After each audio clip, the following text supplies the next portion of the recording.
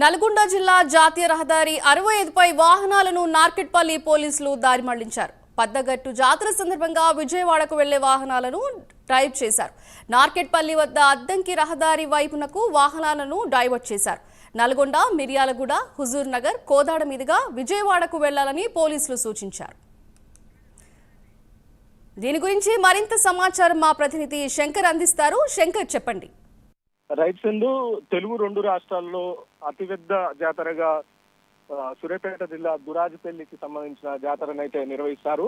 అయితే తెలుగు రాష్ట్రాల్లో ఆంధ్రప్రదేశ్ లో ఉన్న మేడారం ఏదైతే ఉంటుందో, మేడారం తర్వాత అతిపెద్ద జన సముదాయంగా ఉంటుంది ఈ జాతరకు. కర్ణాటక, తమిళనాడు, కేరళ, వేరే రాష్ట్రాల నుండి కూడా జనాలు వచ్చి పాల్గొని ఇక్కడ మొక్కులు చెల్లించుకునే పరిస్థితి కనపడుతుంది. అయితే ఈ నేపథ్యంలో అయితే నల్గొండ జిల్లా జాతీయ రహదారి 65పై అయితే వాహనాల రద్దీ మళ్లింపు చేశారు నార్కెట్పల్లి పోలీసులు.